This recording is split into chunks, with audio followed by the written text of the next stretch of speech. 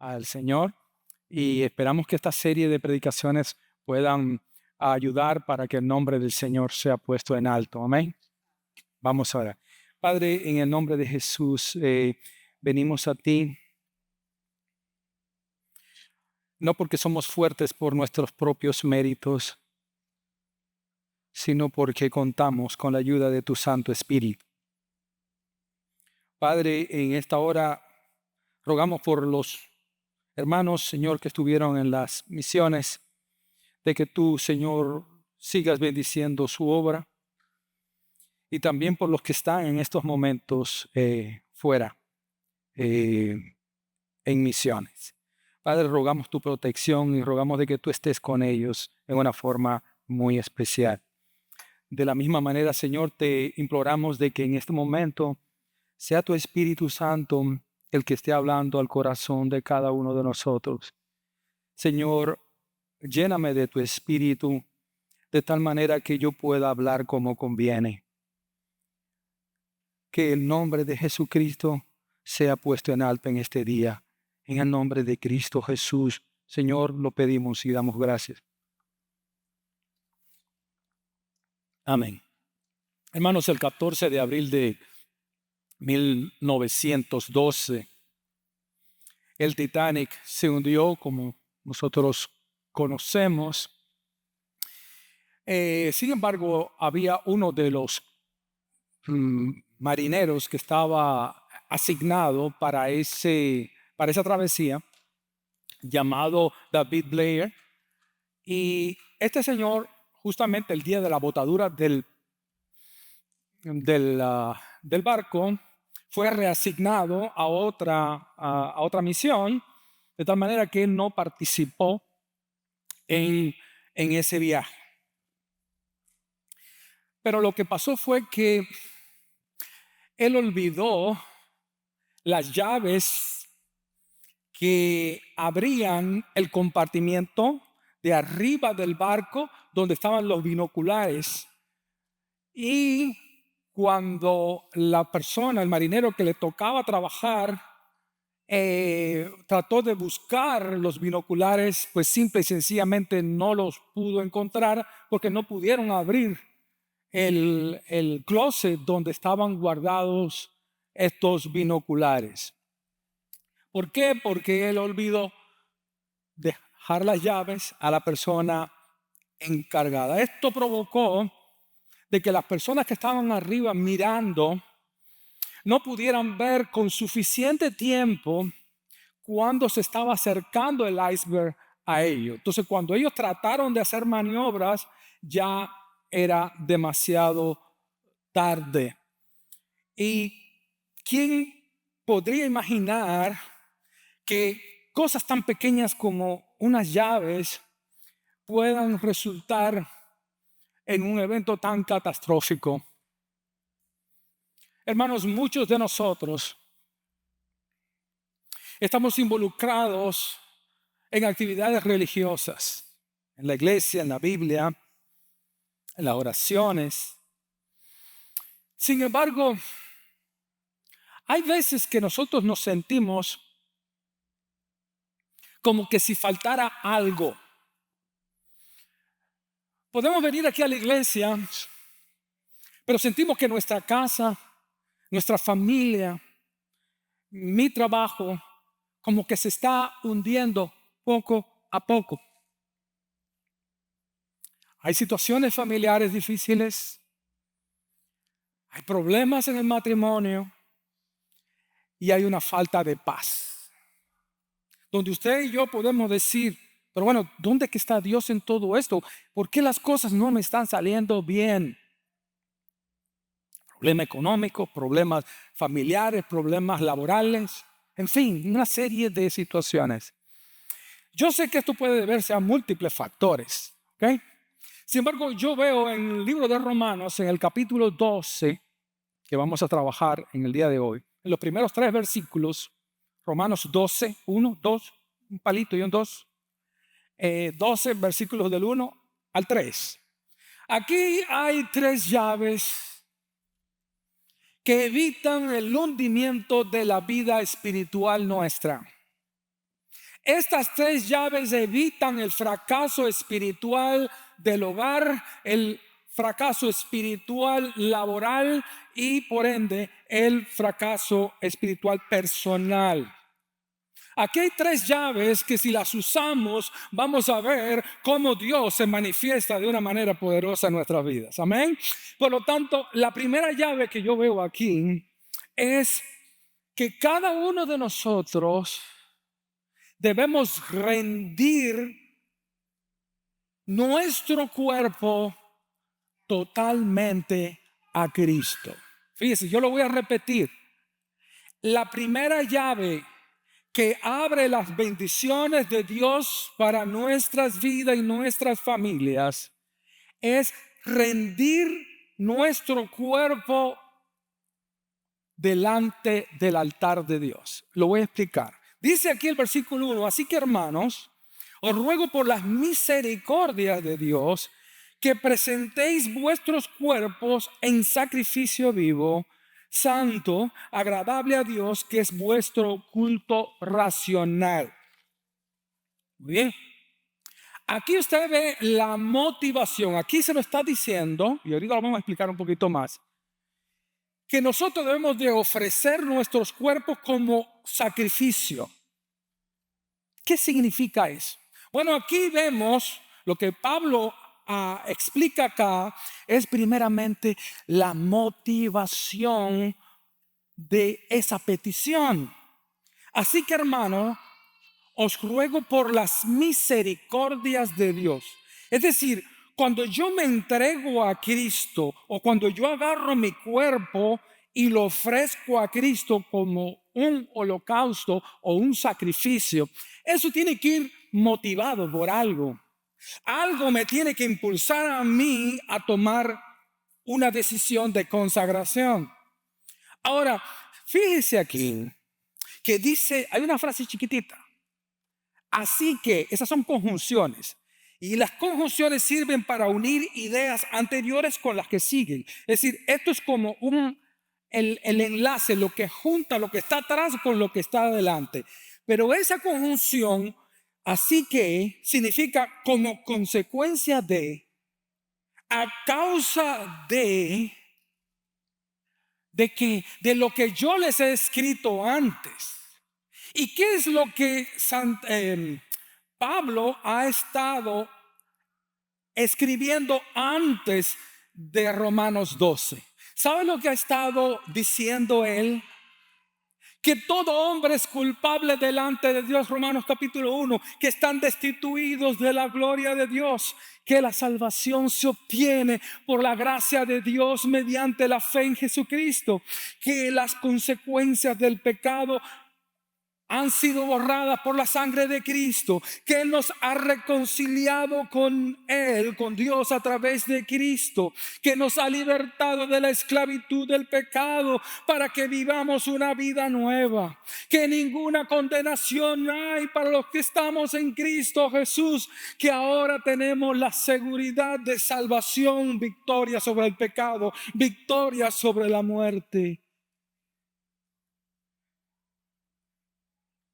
¿Qué es lo que me motiva a mí a entregarme, a consagrarme a Dios? Vean lo que él dice aquí. Así que, hermanos, ruego por las misericordias de Dios.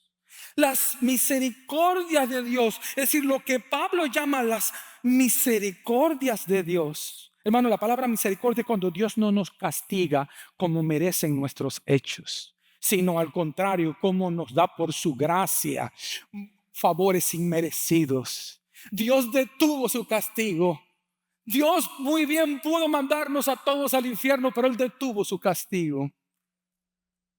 Lo que Pablo habla aquí acerca de las misericordias de Dios fue la muestra de amor que Él tuvo para con cada uno de nosotros, que sacrificó a su Hijo Jesús en la cruz, como dice la palabra, el cual fue entregado por nuestras transgresiones y resucitado para nuestra justificación. Las misericordias de Dios, mi hermano, es la infinita dimensión de su amor para con nosotros, en que siendo aún pecadores, Cristo murió por nosotros. Las misericordias de Dios es la seguridad de salvación que permite que el miserable, como éramos nosotros, podemos decir: ahora no hay ninguna condenación para los que estamos en Cristo Jesús. La misericordia de Dios se observa en la garantía de la gloria venidera, el día en que aparecerá Cristo en las nubes junto con sus santos ángeles, y nosotros vamos a ser parte de ese equipo. Las misericordias de Dios, hermano, es la entrega de Él a favor de los miserables, de aquellos enemigos suyos que le estaban castigando. La misericordia de Dios, hermano, solamente se puede entender en la cruz. La misericordia se expresa en los gritos de Jesús, en los lamentos, en las lágrimas de Getsemaní. La misericordia de Dios se observa en la cabeza del santo coronada de espinas. La misericordia de Dios se expresa en las manos y en los pies horadados, en la boca reseca, en la angustia y en la fiebre, en las burlas, en el desprecio de las turbas. En la misericordia de Dios se muestra en la soledad de las tinieblas y el desamparo de Dios con su Hijo en la cruz para ampararnos a nosotros. La misericordia de Dios, hermano, es el precio que Cristo pagó por nosotros en la cruz. ¿Qué me debe de mí motivar? ¿Qué me debe a mí motivar a yo ofrecerme en sacrificio? Lo que me debe motivar a mí a ofrecerme en sacrificio es el sacrificio de Cristo. El sacrificio de Cristo, la entrega de su cuerpo. Dice la palabra que todos nosotros nos desviamos como ovejas, pero Jehová cargó en el cuerpo de Jesús el pecado de todos nosotros. Él se ofreció completamente en la cruz. Por eso que dice: para que presentéis, o para que ustedes presenten sus cuerpos en sacrificio vivo, santo, agradable a Dios, que es vuestro culto racional. En base a la entrega de Cristo, presenten sus cuerpos a Cristo. Cada centímetro de piel de Jesús fue entregado en la cruz. Cada centímetro de la piel de Jesús fue entregada en la cruz por ti y por mí.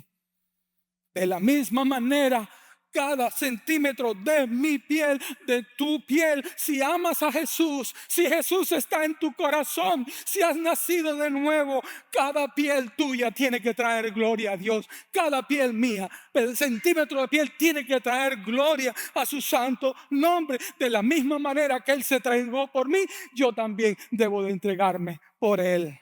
Dice: fue entregado en sacrificio vivo, es decir, en una ofrenda viviente. Los sacrificios en el Antiguo Testamento eran sacrificios muertos, de animales muertos. Los sacrificios vivos se ofrecen en vida, en lugar de muerte. El sacrificio vivo fue el sacrificio que hizo Jesús en la cruz. Él lo entregó todo, nosotros debemos entregarlo todo.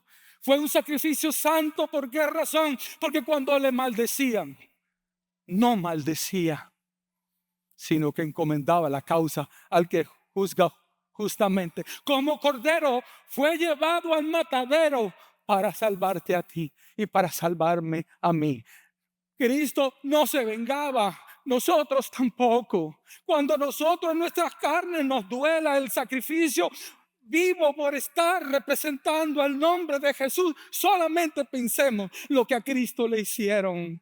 El cuerpo de nosotros también tiene que estar dispuesto a sufrir, y sufrir en vida. Yo quisiera, hermano, hablarle aquí de flores, de maravillas, cosas que cada uno de ustedes se levantara, aplaudiera y dijera: ay, gloria a Dios, qué palabras más bonitas. Yo no estoy aquí para decirles palabras bonitas. Yo estoy aquí para decirle lo que dice la palabra de Dios, que cada uno de nosotros debemos ser una antorcha viviente que se queme día por día hasta el último día por la gloria de Cristo Jesús, sufriendo en la carne que las aflicciones de Cristo. Esa es nuestra vida, hermano. Lo demás es fantasía. Los discípulos fueron asesinados. Hermanos, hoy se está propagando no solamente un evangelio de la prosperidad. No, ya eso como que quedó un poquito atrás. Ahora es el evangelio de la conveniencia. Ahora es el evangelio de los motivadores que hablan lo que las personas quieren escuchar. Yo les digo a usted, yo prefiero no ser popular, pero ser bíblico y decir lo que la palabra de Dios dice, que cada uno de nosotros debemos sufrir como sacrificio santo y además sacrificio acepto, agradable delante de Dios. Que mi vida, que tu vida no apeste, que tu vida desprenda que un olor fragante delante del Señor. Que mi vida, el día que el Señor me lleve, sea una vida que fue gastada, que fue invertida y que mi vida traiga un olor fragante delante de su trono. Así deben oler nuestras vidas. Así debemos nosotros conducirlo, de tal manera que andemos en tal santidad que aunque nos ofendan, no respondamos con la misma ofensa. Que aunque nos maldigan, no respondamos con maldición. Que aceptemos que tenemos que sufrir las mismas aflicciones que Cristo sufrió. Y por eso es que dice, sacrificio acepto, agradable a Dios. Me viene a la mente la muerte de Esteban, que fue apedreado. Y dice que el mismo Jesús se levantó y le extendió las manos. Ven, Esteban era un hombre que amaba a Dios. Y su vida fue de olor fragante delante del trono, a tal punto que Jesús se levantó para darle la bienvenida a los cielos. Oh, hermanos, por eso es que dice aquí, es nuestro culto racional. Es lo que se espera, porque si Cristo murió por nosotros, se espera que nosotros muramos por Él. Por eso es el culto, es la alabanza, es la adoración. Yo estaba viendo el canto que decía, mi obediencia es ¿qué? Mi mejor adoración. En la manera que yo obedezco a Cristo, yo estoy adorando a Cristo. ¿Alguna vez usted lo ha visto de esa manera?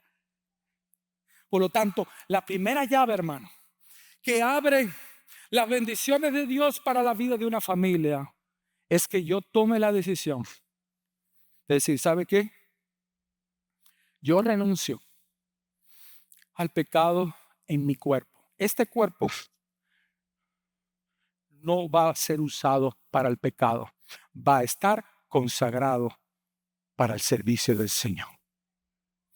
Hermanos, si no hay entrega, si no hay que uno se rinda y diga, Señor, ya no puedo más, me entrego a ti, entrego toda mi vida, no van a haber cambios. Cristo espera que nosotros lo entreguemos todo. Pero hay una segunda llave acá. Dice el verso 2. No os conforméis o no se conforman a este siglo, sino transfórmese por medio de la renovación de vuestro entendimiento, para que comprobéis cuál sea la buena voluntad de Dios, agradable y perfecta. No solo, hermano, una santidad corporal. No sé si usted lo está notando aquí en este pasaje. No es solo una santidad corporal, es una santidad mental. ¿Qué quiere decir con esto?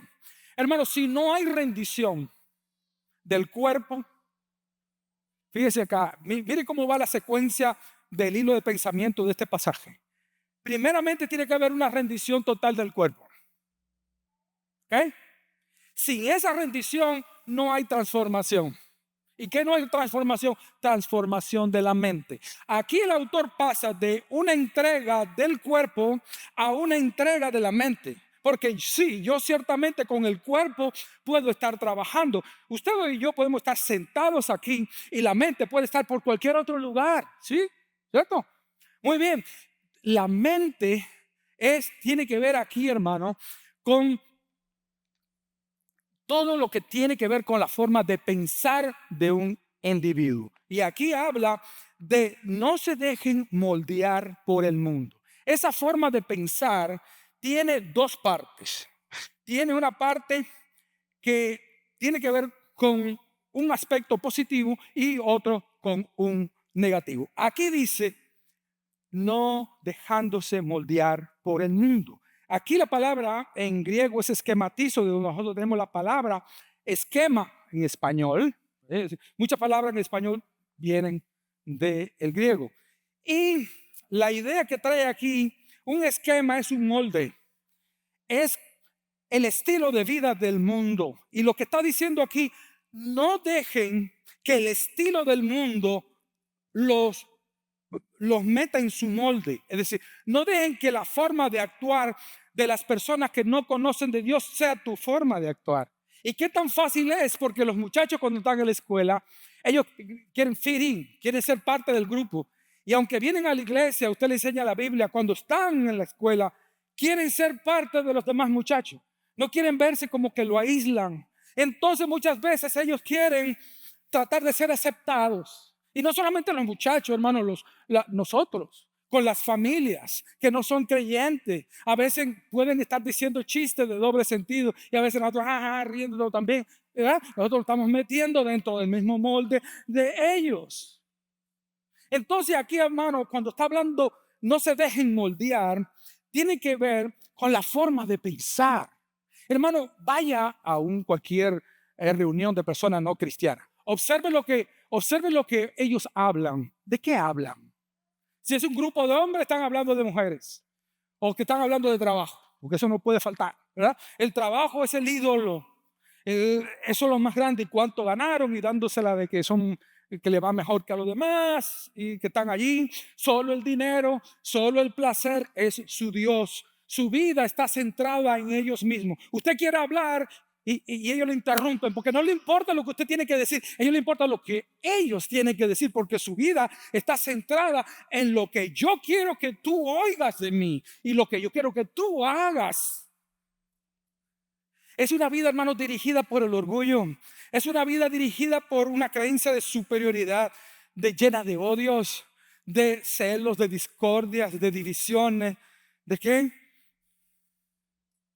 De apariencias. Se meten en deudas, compran carros, camionetas que no pueden pagar pero para que vean cómo dejan ahí. Mira que bien le va, fulano, ¿sí? Bien le va. Chequéale a ver cuánto debe. Chequéale a ver cómo están las deudas. Ahogados en deuda para aparentar lo que no son. Cuando la gente que tiene dinero no se preocupa por impresionar a nadie. No tiene necesidad. Pero la persona que vive para el mundo, vive para que la gente hablen bien de ellos. Una vida llena de envidias, de borracheras, de glotonerías. Por tanto, aquí, hermanos, es muy fácil que uno sea arrastrado por esa forma de pensar del mundo. El mundo tiene su forma de pensar. Cristo tiene otra forma de pensar. Pero hay que tomar una decisión. Y la decisión es no dejarse llevar por el mundo. Ahora, ¿cómo esto se logra? Vean lo que dice aquí adelante. Sino transformaos por medio de la renovación de vuestro entendimiento. Ahora, la palabra transformar se deriva de la palabra, nosotros vamos a decirlo correctamente. En español tenemos la palabra metamorfosis, que muchos de ustedes conocen esto, ¿verdad? Han estudiado mucho y saben. Metamorfosis, que es cuando una oruga se convierte en crisálida y después se convierte en una mariposa. Ese es el sentido que hay aquí de la palabra transformar. Es decir, lo que quiere decir esto, hermano, que cualquier persona que acepta a Cristo es un niño. Y a veces nosotros decimos, bueno, todo el que está en Cristo, nueva criatura es, todas las cosas viejas pasaron, aquí todas son hechas nuevas. Es como, como una varita mágica donde, ya todos, ya no hay, ya de ahora en adelante yo voy a ser una persona totalmente nueva, yo voy a dejar todo y va a ser una maravilla. Eso no es verdad. Es una persona nueva porque ahora ha nacido de nuevo, pero todavía es un niño. La palabra de Dios en 1 Juan dice que hay niños, jóvenes y padres. Hay un proceso de transformación. Hermanos, en una iglesia hay personas que son maduros, otras personas que están en intermedio y otros que apenas están comenzando. Nosotros no podemos asumir que todo el mundo en una iglesia es maduro. ¿Por qué? Porque cada uno de nosotros está en diferentes etapas de crecimiento. Pero aquí el verbo transformar, fíjense qué interesante, está en un modo imperativo. El hecho de transformaos en vuestra mente o transformes en su mente es una orden, no es algo opcional. También está en tiempo presente. Quiere decir que yo tengo que procurarlo día con día. El hecho de ser transformado es una tarea diaria, no es de un momento. Y también está en voz pasiva, muy interesante. La voz pasiva en la gramática es cuando el sujeto recibe la acción. Él no lo hace, él solamente recibe. Me depositaron, ¿verdad? Me depositaron un dinero. Yo no lo deposité, alguien más me lo depositó. Eso es una voz. Yo recibo la acción. Y cuando dice aquí, transfórmense, lo que está queriendo decir es, como es una orden, tienen que dejarse transformar. Tienen que dejarse transformar. Quiere decir esto que yo no me transformo a mí mismo.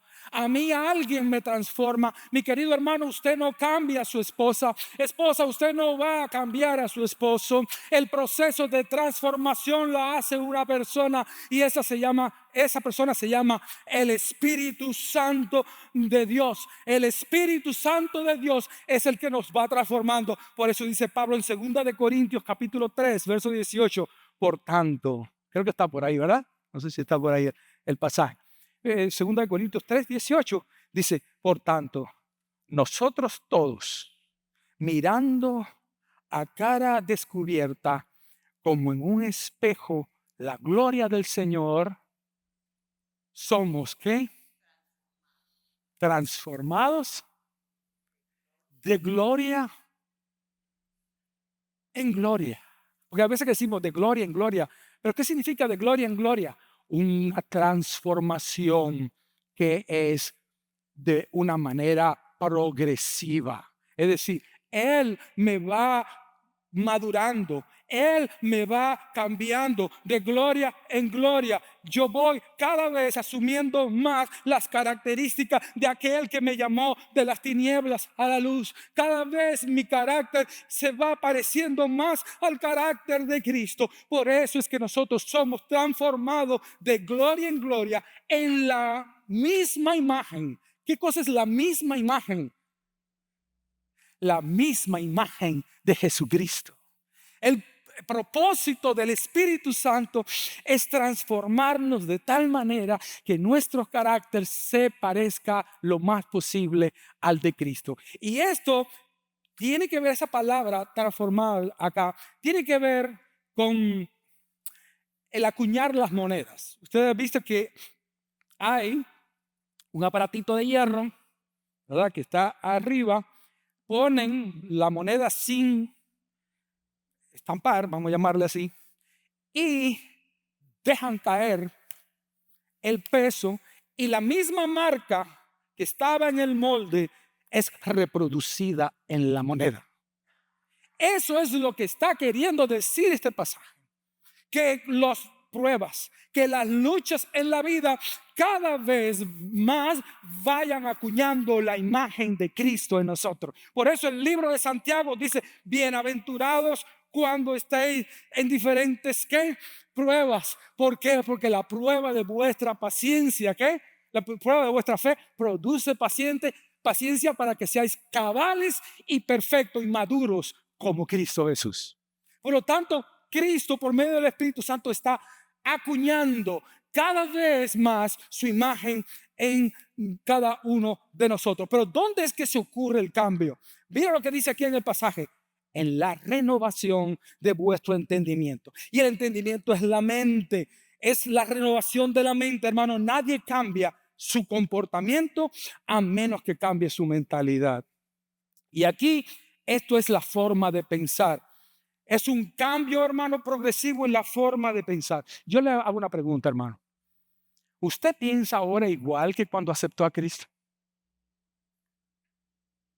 Si usted me dice que sí, yo voy a tener que ponerle el plan de salvación de nuevo.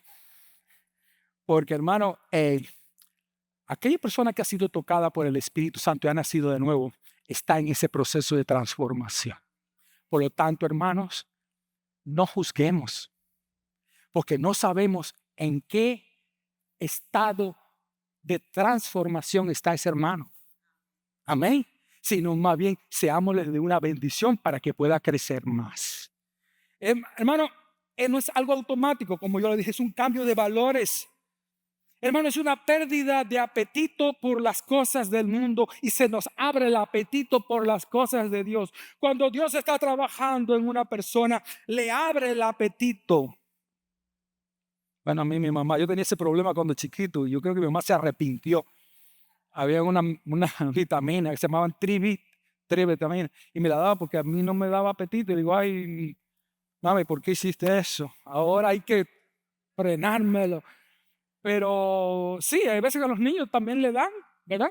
Medicina para que el apetito. Pues hermano, ¿por qué a veces no nos da apetito leer la palabra? ¿Se ha puesto a preguntar por qué a veces no nos da apetito leer la palabra? ¿Quiere que se lo diga así claro ya, no? Porque estamos en pecado, hermano. Porque estamos pecando con nuestro cuerpo. Y cuando nosotros estamos pecando con nuestro cuerpo, no se abre el apetito.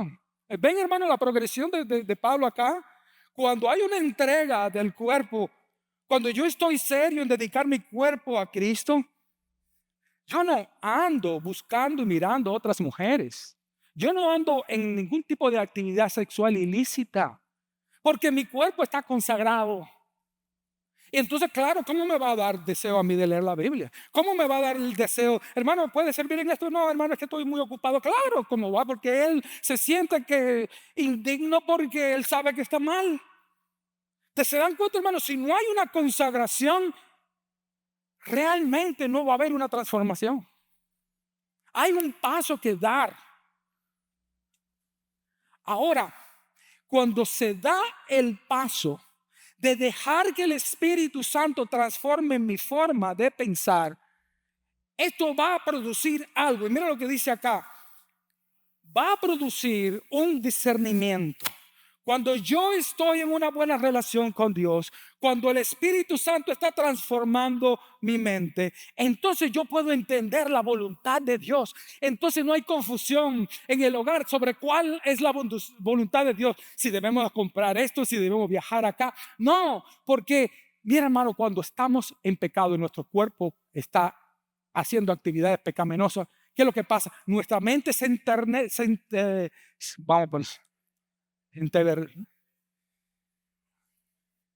entenebrece, ¿verdad? Entenebrece. Es decir, se llena de tinieblas, se hace inoperante. No puedo pensar bien y no entiendo por qué no estoy pensando bien y no entiendo por qué me cuesta tanto encontrar la voluntad de Dios. Claro, porque es que hay pecado y hasta que no resuelva eso tampoco vas a tener el entendimiento. Vea lo que dice acá, que una vez que nosotros nos dejemos guiar por el Espíritu Santo, entonces nosotros vamos a poder discernir. La mente ahora va transformada, ahora puede interpretar cuál es la voluntad de Dios. Mi querido hermano, la voluntad de Dios no está en, ay, a ver si me encuentras jugando a las escondidas. La voluntad de Dios está clara cuando hay una mente clara. No es difícil saber cuándo es la decisión que tenemos que tomar cuando andamos en santidad. Y cuando andamos en santidad, nosotros vamos a poder encontrar la voluntad de Dios para nuestra vida. Usted va a saber exactamente qué es lo que Dios quiere que usted haga, cuál es la decisión que usted debe de tomar. El hogar va a saber por dónde dirigirse, saber si tiene que invertir o no invertir, saber si tiene que cambiarse de lugar o no cambiarse de lugar, dónde poner a su hijo, dónde no ponerlo, porque su mente ahora está operativa, su mente ahora está funcional. ¿Por qué? Porque ahora es el Espíritu Santo el que está dirigiendo la mente. Amén. Y esa voluntad de Dios es buena. Buena porque va como acorde a los propósitos de Dios. Y dice que es agradable. Hay veces que dice, ay no, yo no quiero la voluntad de Dios porque no me va a gustar. Claro que no nos va a gustar. ¿Sabe cuándo a uno le agrada la voluntad de Dios? Cuando anda en obediencia. Pero cuando nosotros andamos en desobediencia, la palabra de Dios no es agradable, es desagradable, porque va en contra de mis deseos, porque yo soy mi propio Dios y yo quiero que, o inclusive usar a Dios para que me le eche el agua bendita a mis propios planes. Dios no está en el negocio de echar agua bendita a nuestros planes. Dios tiene un plan y lo va a llevar a cabo. No importa que Dios no es manipulable, ni con lágrimas, ni con palabritas bonitas. Dios va a hacer su voluntad en ti y en mí. Punto. Amén. Y por eso es que cuando nosotros nos conformamos cuál es la voluntad de Dios, esa voluntad de Dios sube. Nosotros somos obedientes, esa voluntad de Dios sube como un olor fragante delante de su trono. Y dice que es buena, es agradable y es perfecta. ¿Sabe por qué? Porque Dios es perfecto. Porque Dios nunca ha tomado una decisión imperfecta. Y si tú y yo, mi querido hermanos, hacemos la voluntad de Dios, esa decisión va a ser perfecta. ¿Sabe lo que quiere decir eso? Que no había ninguna otra alternativa que lo que tú escogiste, dirigido por el Espíritu Santo, era exactamente lo que Dios quería para tu vida. Y cuando tú y yo hacemos eso, hay felicidad en el hogar. Dios pone esa paz. Dios pone gozo en el corazón, porque Dios quiere tu bien. Dios quiere mi bien. Dios no quiere hacernos infelices, pero tenemos que tomar la decisión de entregar nuestro cuerpo, dejar que el Señor transforme mi mente,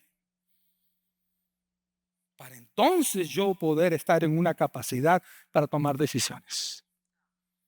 Amén. Pero hay una última cosa. Ya con esto voy a terminar. Mira el verso 3. Digo pues, por la gracia que me es dada, a cada cual que está entre vosotros, que no tenga más alto concepto de sí que el que debe tener, sino que piense de sí con cordura, conforme a la medida de fe que Dios repartió a cada uno. Ve aquí, la medida de fe que Dios repartió a cada uno. Eso quiere decir, la medida de fe es también lo que Pablo llama la manifestación del Espíritu. Eso quiere decir que en el mismo momento que tú y yo aceptamos a Cristo, se nos fue dado un don, a lo menos uno, según dice 1 Corintios 12, que a cada uno de nosotros se dio manifestación del Espíritu. Es decir, aunque usted no lo sepa, dentro de usted hay un don que Dios le dio en el momento de la conversión. Y él dice aquí, pues por la gracia que me es dada. Y la palabra gracia, todos conocemos, os digo, espero, que es el don, un regalo inmerecido de Dios, ¿cierto? En lo que tiene que ver con la salvación. Pero lo que a veces no se entiende de la palabra gracia es que no solamente se aplica para la salvación, sino también se aplica para el ministerio. Pablo dijo, yo he trabajado más que todos los apóstoles, pero no yo, sino que, ¿se recuerdan? La gracia de Dios conmigo. La gracia de Dios conmigo me ha hecho a mí trabajar más que todos los demás apóstoles. ¿Qué es lo que quiere decir eso? Entonces, ¿qué quiere decir la palabra gracia en ese contexto?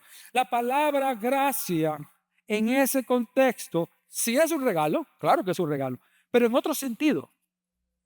No de salvación, sino de ministración, de servicio. La gracia es el poder de Dios para hacer a través en nosotros y a través de nosotros lo que es imposible para nosotros. Se lo voy a repetir. La palabra gracia en ese contexto significa el poder de Dios para hacer en nosotros el cambio, la transformación al carácter de Cristo, y para hacer a través de nosotros, de nuestras manos, de nuestro servicio, lo que es imposible para nosotros.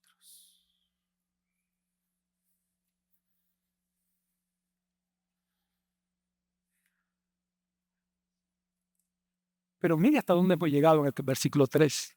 Aquí está hablando del servicio. ¿No le parece curioso que primero hable de una entrega al cuerpo? ¿No le parece curioso que después hable de una transformación de la mente y después hable acerca del servicio?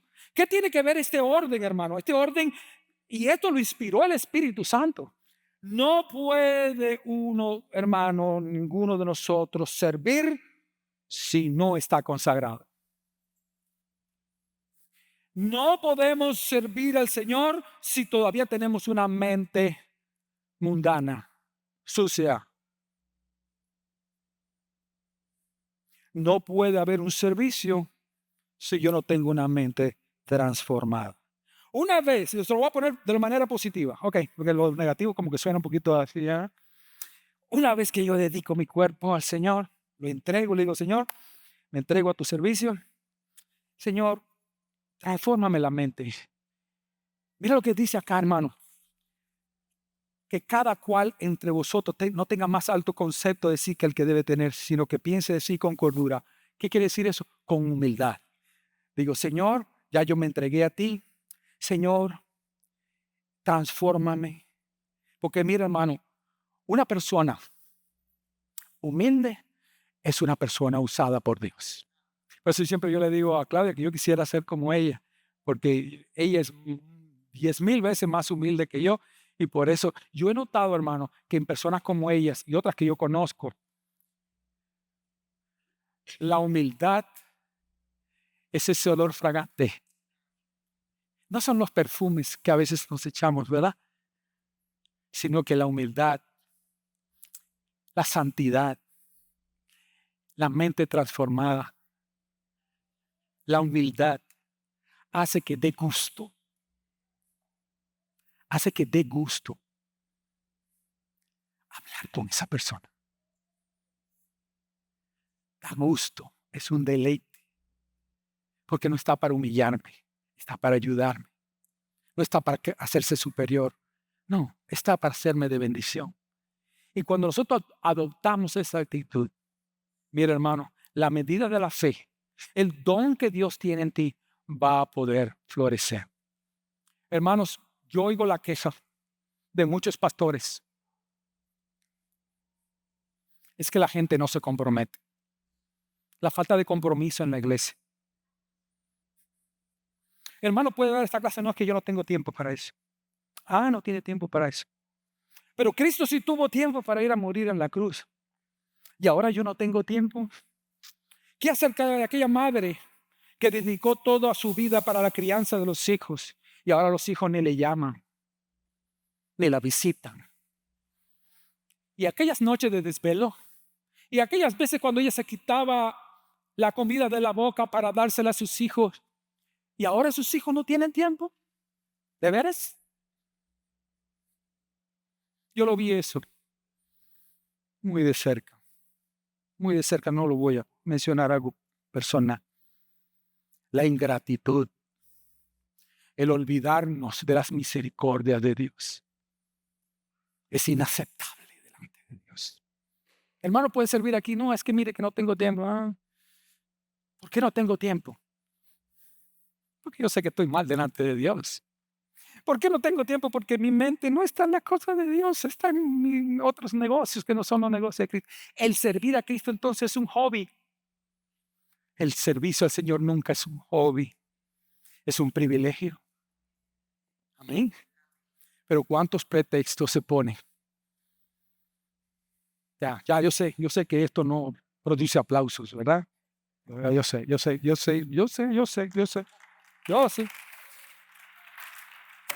Pero le voy a decir, no le dije para que aplaudieran.